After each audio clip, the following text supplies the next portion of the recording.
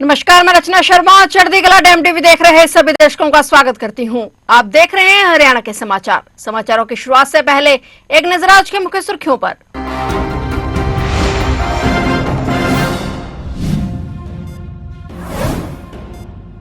जल शक्ति मंत्री और राजस्थान के मुख्यमंत्री से मिले सीएम नायब सिंह सैनी। यमुना जल समझौता पर महामंथन अंतिम रूप देने के लिए जुटे पाटिल, भजनलाल और सैनी।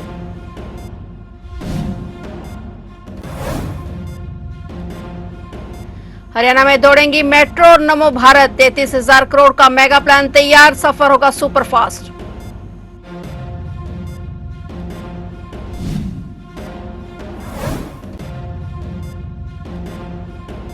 बिजली निगम के रिटायर्ड एससी हत्याकांड में खुलासा, जेल में रची गई थी मर्डर की साजिश। 2 आरोपी किए गिरफ्तार।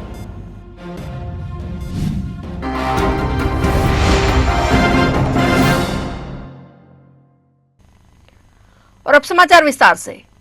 राजस्थान के शेखावटी अंचल की दशकों पुरानी प्यास और पानी के संकट को हमेशा के लिए खत्म करने की दिशा में आज एक बहुत बड़ी और निर्णायक हलचल हुई है। मुख्यमंत्री नायब सिंह सैनी आज मंगलवार को देश की राजधानी नई दिल्ली में एक बेहद हाई प्रोफाइल और उच्च स्तरीय बैठक में हिस्सा लेने पहुंचे। इस बैठक में केंद्रीय जल शक्ति मंत्री सीआर पाटिल, मुख्यमंत्री भजनलाल शर्मा और हरियाणा के मुख्यमंत्री नायब सिंह सैनी मौजूद रहे। बैठक में यमुना जल परियोजना से जुड़े बहुप्रतीक्षित एमओयू को अंतिम रूप देने की तैयारी की गई। इस महत्वाकांक्षी योजना को धरातल पर उतारने के लिए राजस्थान और हरियाणा सरकार ने केंद्रीय जल आयोग के साथ मिलकर पहले ही अपनी संयुक्त डीपीआर साझा कर दी है। योजना के तहत दोनों राज्यों के बीच पानी के बंटवारे और पाइपलाइन बिछाने के तकनीकी पहलुओं पर पूरी रूपरेखा तैयार है। और आज दिल्ली में हुई इस त्रिपक्षीय बैठक में एमओयू से जुड़े कानूनी और वित्तीय विषयों पर अंतिम और निर्णायक चर्चा हुई, ताकि बिना किसी देरी के काम शुरू किया जा सके। केंद्रीय जल शक्ति मंत्री सीआर पाटिल के निवास पर हुई इस बैठक के बाद मुख्यमंत्री नायब सिंह सैनी ने कहा कि आज के समय में जल ही जीवन है। हरियाणा, दिल्ली और राजस्थान को पानी मिलेगा। प्रधानमंत्री मोदी के नेतृत्व में वर्षों पुराने विवादों का हल हो रहा है। आज बैठकर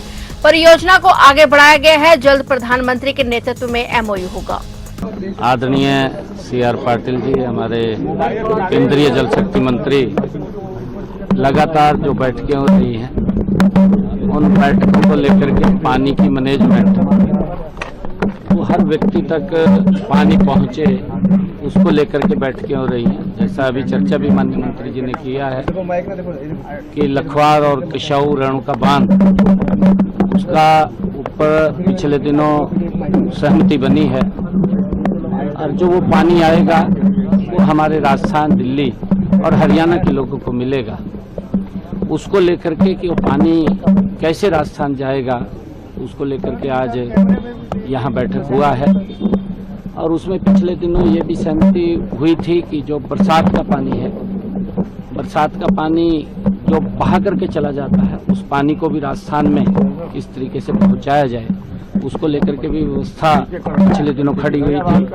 और उसी को आगे बढ़ाते हुए अब क्योंकि ऊपर से भी जिसका मैंने जिक्र किया है, रेणुका, लखवार और किशाऊ बांध, इनका पानी भी वो नीचे आने वाला है। और उसके अंदर राजस्थान का भी एक शेयर है, दिल्ली का भी है, दिल्ली के साथ साथ हरियाणा का है। और ये पानी की मैनेजमेंट आदरणीय प्रधानमंत्री जी के नेतृत्व में और आदरणीय सीआर पाटिल जी लगातार, आदरणीय हमारे गृह मंत्री अमित शाह जी लगे हुए हैं कि पानी का सदुपयोग हो और ज़्यादा लोगों के पास और खेत के अंदर पानी पहुंचे, उसकी व्यवस्था को लेकर के आज ये बैठक थी। जल्दी ही इसको और आगे बढ़ते हुए आज उसके अंदर काफ़ी कई कदम हम आगे बढ़े हैं और जल्दी ही धीरे धीरे करके इसको आगे बढ़ाया जाए। का पानी हरियाणा आएगा तो कितना बेनिफिट हरियाणा वासियों को मिलेगा? देखिए, पानी जब आता है तो लाभ तो हर व्यक्ति को होता है, हर व्यक्ति के चेहरे पर मुस्कान आती है, हमारी खेत लहलहाते हैं। पानी की समस्या नहीं, पानी ही, जल ही जीवन है और उससे ही व्यक्ति का जीवन है, तो इससे खुशी का माहौल तो बनता ही है। ये एमओयू कब साइन होगा? सोमवार? हाँ, अभी उसके ऊपर दोनों अधिकारी हमारे हरियाणा और राजस्थान के बैठ करके सारा उसका ड्राफ्टिंग कर रहे हैं और ड्राफ्टिंग करके उसको आगे बढ़ाने का काम करेंगे, जैसा जैसा भी उसके अंदर पानी को कैसे ले जाया जाएगा। हरियाणा में मेट्रो से जुड़ी परियोजनाओं का विस्तार होगा। हरियाणा में एकीकृत मेट्रो और नमो भारत परिवहन नेटवर्क विकसित करने के लिए काम जारी है। बहादुरगढ़ असोदा मेट्रो कॉरिडोर के लिए अंतिम यात्री मांग आंकलन पूरा हो चुका है और अब मेट्रो के विस्तार की राह खुलेगी। Haryana mass rapid transport corporation की चंडीगढ़ में हुई समीक्षा बैठक में मुख्य सचिव अनुराग रस्तोगी ने योजनाओं की समीक्षा की। अधिकारियों ने बताया कि सेक्टर 56 गुरुग्राम से पंचगांव तक प्रस्तावित करीब 35.25 किलोमीटर लंबे इस एलिवेटेड कॉरिडोर में 28 स्टेशन प्रस्तावित हैं और विस्तृत परियोजना रिपोर्ट तैयार कर मुख्यमंत्री की स्वीकृति के लिए भेजी जाएगी।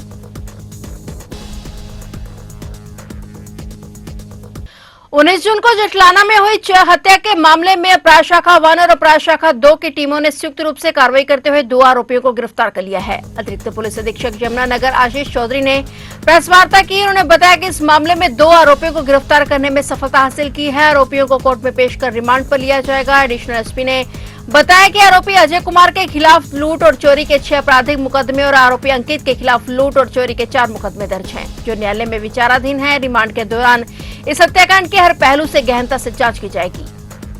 देखिए, एक ये जो घटना है ये 18 तारीख की घटना है। इसमें एक बुजुर्ग व्यक्ति की निर्मम हत्या कर दी गई। उस घटना का पता लगा था 19 तारीख को, और 19 तारीख को जो उनके घर में डेली काम करने एक रुखसाना नाम की हेल्पर आया करती, उसने जब दरवाजा खटखटाया और काफ़ी देर तक जब दरवाजा अंदर से नहीं खुला तो उसने 112 डायल करके पुलिस को वहाँ बुलाया। पुलिस अंदर कूद के दरवाजा जब देखा तो उनकी हत्या हो चुकी थी, और रुखसाना से ही उनके घर वालों का टेलीफोन नंबर लेके उनके लड़के को हमने उनके बारे में बताया।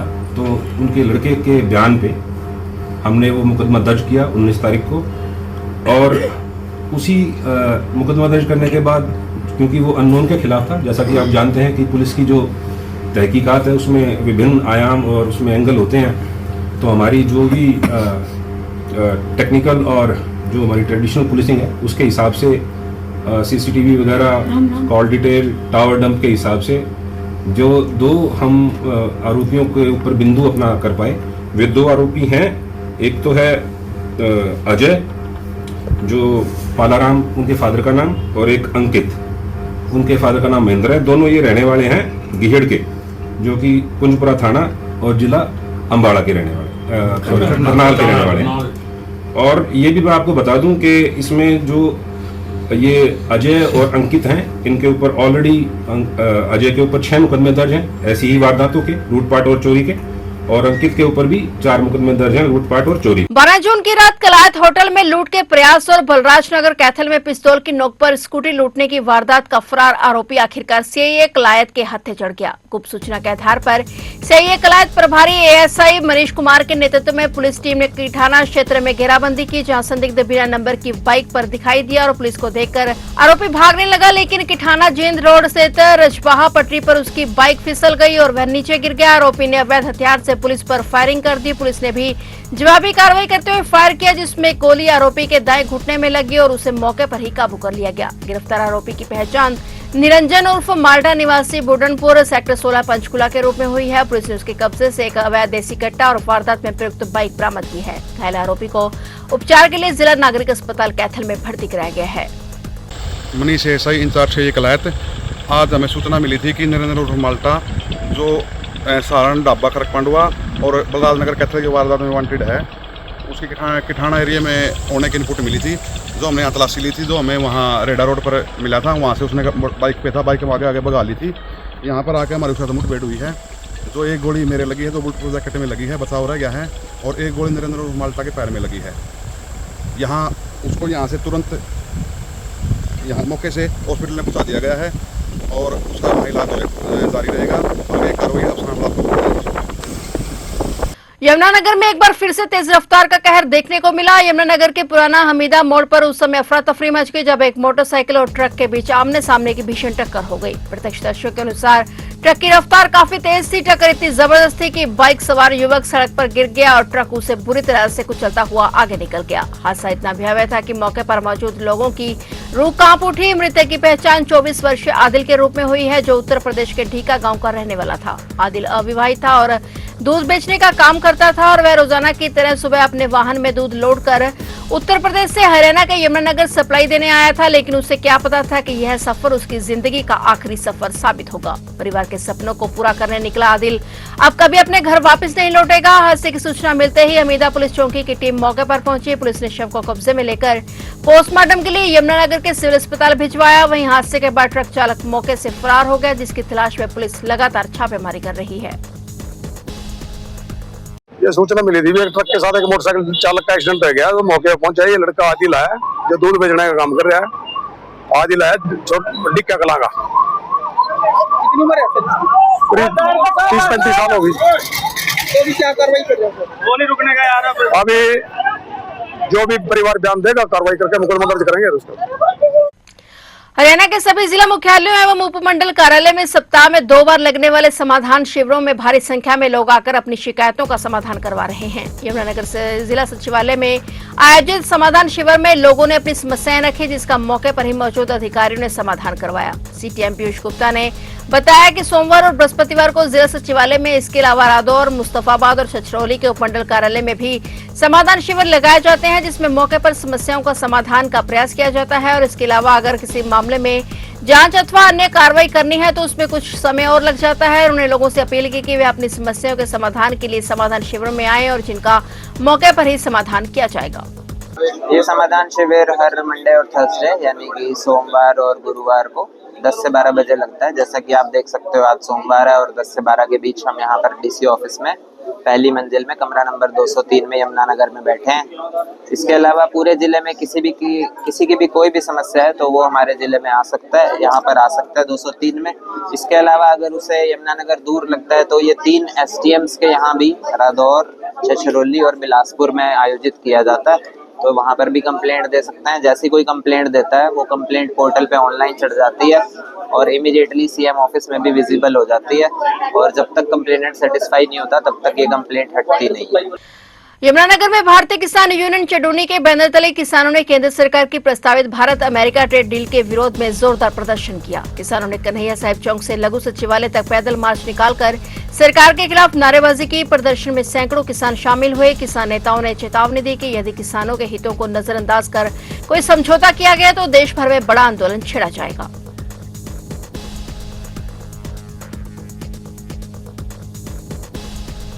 अंबाला शहर स्थित एशिया की सबसे बड़ी कपड़ा मार्केट थोड़ी सी बारिश आने के बाद जलमग्न हो जाती है, जिसकी वजह से दुकानों में पानी घुस जाता है और दुकानदारों को हर बार लाखों का नुकसान होता है। लेकिन इस बार अंबाला शहर की कपड़ा मार्केट को डूबने से बचाने के लिए नगर निगम अभी से कार्य कर रहा है। जानकारी देते हुए नगर निगम अधिकारी कमल गुलाटी ने बताया कि नालों में बहुत ज्यादा गंदगी जमा थी, जिसकी वजह से जल भराव रुक जाता था। लेकिन इस बार इसकी जड़ से खत्म करने के लिए अभी से अवैध प्रतिक्रमण को हटाकर नालों को साफ किया जा रहा है।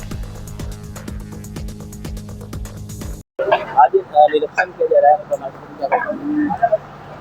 कपड़ा मार्केट के अंदर। जैसे निरीक्षण किया तो काफ़ी इंक्रोचमेंट मिली, जिसमें साफ सफाई का मैटर था और बरसाती पानी बाहर निकल रहा था नालों से, साफ सफाई नहीं हो पा रही थी। इसलिए हमने हर जगह थोड़े थोड़े डिस्टेंस के ऊपर मैनहोल बना दिए, जो इंक्रोचमेंट थी वो हटा रखे हैं, तो ताकि साफ सफाई आसानी से की जा सके और बरसाती पानी में दिक्कत ना आए। नगर निगम जय। खंडरादौर के गांव नाहरपुर में नशे और आवारा पशुओं की समस्याओं से निपटने के लिए ग्राम पंचायत ने बड़ा फैसला किया है। गांव में हुई पंचायत की बैठक में सर्वसम्मति से तय किया गया है कि नशा करने वाले और बेचने वालों की सूचना देने वाले व्यक्ति को ग्राम पंचायत की ओर से नगद पुरस्कार देकर सम्मानित किया जाएगा। बैठक की अध्यक्षता सरपंच प्रतिनिधि जब्बार राणा ने की। सरपंच प्रतिनिधि जब्बार राणा ने स्पष्ट किया कि नशा तस्कर या नशा करने वाले का नाम पता बताने वाले व्यक्ति की पहचान पूरी तरह से गुप्त रखी जाएगी और उसकी सुरक्षा की जिम्मेदारी पंचायत की होगी। सूचना देने वाले को मौके पर ही नगद इनाम देकर सम्मानित किया जाएगा। उन्होंने ग्रामीणों से अपील की कि नशा बेचने वालों को पकड़वाने में पुलिस और पंचायत का सहयोग करें। पंचायत ने पूरे गांव को नशा मुक्त और स्वच्छ बनाने का संकल्प लिया है। बाहर के छोड़ जा रात तो पशु छोड़ जा, हाँ बछड़े छोड़ जा, कई फिर द्यामले भर के द्यामले गे रहे छोड़ गए और फिर छोड़ जा। एक तो भूखे मर रहे बेचारे, एक फसलों को नुकसान कर रहे, एक कोई कुत्ते कात्ते खा ले, कोई गरीब आदमी मारा जाएगा वो काट ली, निर्दोष फंस जाएगा खम्मा खाई, और कोई गरीब है कोई ना कोई फंस जाएगा, क्या फायदा हुआ है उसका। तो जैसे भी कोई छोड़ेगा उनके खिलाफ पंचायत भी कार्रवाई करेगी और हम थाने में भी देंगे, कोई पंचायत भी करेगी और थाने से भी करवाएंगे। के बारे में ये है इसमें कि जो भी प्लेयर हमारे गाँव में बाहर के भी बैठे हैं चोरिया बदरी, कोई भी है तो उसके बारे में कोई भी असत्य तो बतावेगा, नाहरपुर पंचायत 1,000 रुपये इनाम देगी उसको बताने वाले को गुफ की तरफ से। ठीक है, असत्यों को बतावेगा, मार को नहीं बताना, उसका नाम भी गुप्त रखा जाएगा। जठाना असत्यों को बता दो।